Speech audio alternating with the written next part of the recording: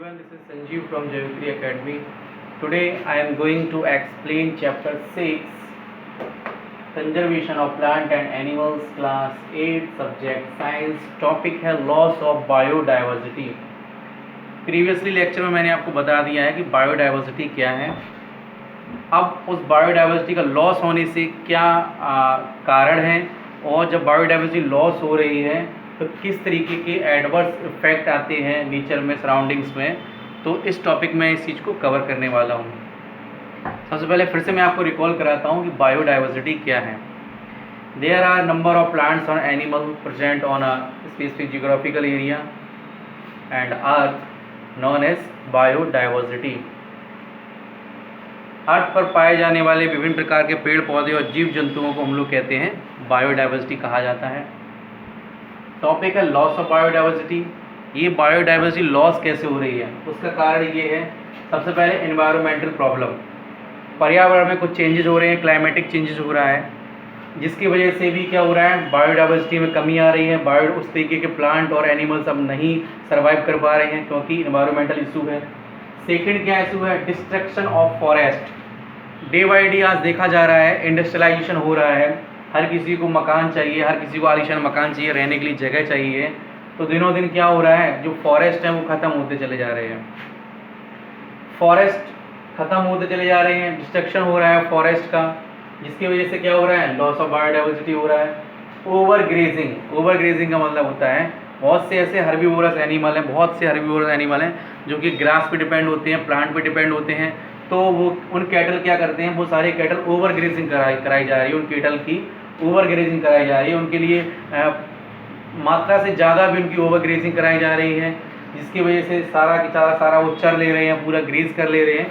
तो ये over grazing भी क्या है, एक इशू बना हुआ है लॉस ऑफ बायोडाइवर्सिटी का। नेक्स्ट है रैपिड अर्बनाइजेशन। जैसा कि मैंने आपको बता चुका हूँ पहले ही, अर्बनाइजेशन, इंडस्ट्रियलाइजेशन, बड़ी बड़ी इंडस्ट्री लगना, मिल्स लगना, फैक्ट्री, कंपनीज, है ना, स्कूल, ऑफिसेस। तो ये सारा क्या है, ये अर्बनाइजेशन हो रहा है।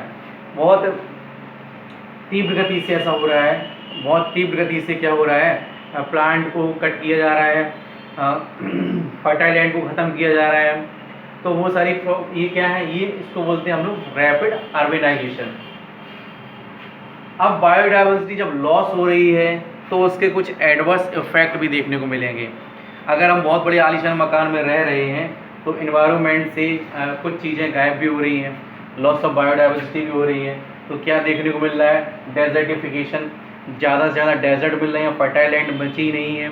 ठीक है, जब डेजर्टिफिकेशन हो रहा है तो इसका एक दुष्परिणाम ये भी है कि जो प्लांट की रूट होती है वो क्या करती है, प्लांट की रूट सॉइल को जकड़े रहती है।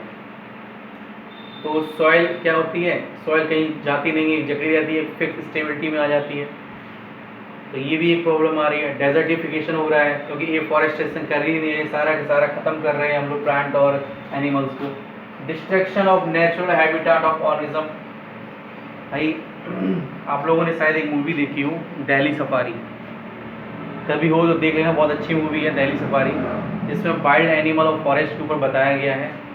जो इंडस्ट्रियलिस्ट होते हैं, जो स्टेक होल्डर्स होते हैं, वो जंगलों को काटने के लिए जाते हैं, तो वहाँ के जो जानवर होते हैं वो शहर की ओर भागते हैं, और वहाँ पे जो लीडर होते हैं फॉरेस्ट डिपार्टमेंट वालों से बात करते हैं कि नहीं, मेरा घर डिस्ट्रॉय मत कीजिए, हम जंगल में रहते हैं, हम लोग फिर कहाँ रहेंगे। तो destruction of natural habitat organism means जो ऑर्गेनिज्म जो जंगल में रहते हैं, जो बुड्स में रहते हैं, जंगलों में रहते हैं, उनका जो नेचुरल हैबिटाट है उसका डिस्ट्रक्शन हो रहा है। इस वजह से भी बायोडाइवर्सिटी लॉस हो रही है। Increasing temperature day by day causes global warming. अब प्लांट नहीं है, प्लांट धीरे धीरे ख़त्म हो रहे हैं, तो जो CO2 का लेवल नेचर में बढ़ रहा है, CO2 का लेवल नेचर में बढ़ने से क्या होगा, ग्लोबल वार्मिंग होगा। दिनों दिन तापमान बढ़ रहा है, 45, 48, 49 इस डिग्री सेंटीग्रेड तक टेम्परेचर जा रहा है, भीषण गर्मी पड़ रही है। तो ये लॉस ऑफ बायोडाइवर्सिटी की वजह से हो रहा है। रिड्यूस रेनफॉल, हम सभी लोग जानते हैं कि जो बारिश होती है, उस बारिश का जो पानी होता है, प्लांट उसको एब्जॉर्ब करते हैं। ठीक है, प्लांट उसको एब्जॉर्ब करते हैं। ठीक है, अब क्या है, बायोडाइवर्सिटी नहीं है, प्लांट क्या करते हैं, प्लांट अट्रैक्ट भी करते हैं, बारिश को होने के लिए जिम्मेदार भी हैं, बारिश कराने के लिए प्लांट जिम्मेदार हैं। लेकिन अब प्लांट ही नहीं रहेंगे तो रेनफॉल भी नहीं होगी, है ना। और क्या दुष्परिणाम हो सकता है, कॉजेज फ्लूड को कॉज करेगा, बाढ़ आने लगेगी, है ना। और क्या होगा, लैंडस्लाइड इंक्रीजेज, आज देख रहे हैं असम में क्या हाल है, बिहार में क्या हाल है, लैंडस्लाइड्स हो रहे हैं, ठीक है, बड़ी बड़ी माउंटेनें धसक रही हैं, खिसक रही हैं। तो ये सब क्या है, ये एडवर्स इफेक्ट हैं लॉस ऑफ बायोडाइवर्सिटी के। आज के इस टॉपिक में इतना ही। पूरे वीडियो को देखते रहिएगा, पढ़ते रहिएगा और कुछ ब्रीफ नोट्स बनाते रहिएगा। Thank you everyone.